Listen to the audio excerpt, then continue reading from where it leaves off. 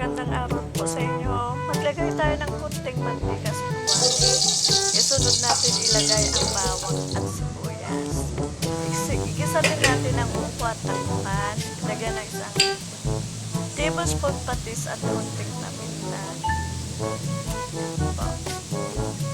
Guys, hindi ko na po nakita po yung paglagay po ng onion tsaka pag-igisa. Pero nasa ano po yan. Haluin po natin. Yan. Halukay obi po tayo. Yan. Masustansya po. Masarap pa. Ang obibaw. Haluin po natin. Takpan po natin. Hayaan lang po kumulo ng 3 minuto. After po ng 3 minutes, gusto natin lagyan ng isang cup ng water. Depende sa gusto niyo tubig at takpan po natin, guys. Pagtapos takpan, buksan natin po. Tsaka, habang kumukulo po yung upo, ay ilalagay naman po natin yung sahog. Yung sahog po kasi nito, chicharon. Po, binili ko lang po ito sa lagyan natin ng chicharon po. At haluin po natin. Tapos, takpan po natin. Tapos, haluin. So, guys, masarap po. Papahaba po na gulay natin. Gulay slide po tayo. Lagyan po natin ng paminta at saka konting rin pong asin.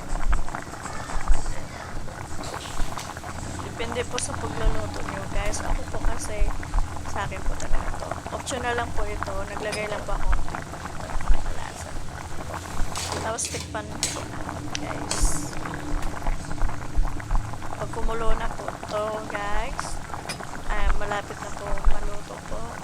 Takpan po natin ang patay na po ang apoy. Tapos ayan na po. Ready to serve na po, guys. Ready to serve po. Lagay po natin sa platito po. At hanguin na po natin, guys. Tara, kain tayo with hot rice po. Ayan. Tapos tara, kain po tayo. Serving po pang isang tao. Habang main pa ang pagkain. Ayan. Tikman po natin, guys, kung masarap po talaga. Ito po kasing opong ginisa. Talagang favorite ko po ito. Kaya sinashare ko lang. Gusto ko po na iluto. I wanna share po. Ayan. Simple lang ang ulam, pero masarap po. Masustansya. Good for the health. Pampahaba po ng buhay. Ayan. Kahit wala pong karne, meron din naman po chicharon na ilalagay. Ginisang opo. Thanks for watching po. At pa-subscribe na rin, mga lote. Hanggang sa muli po. Salamat po sa panonood po. God bless you all po. Salamat.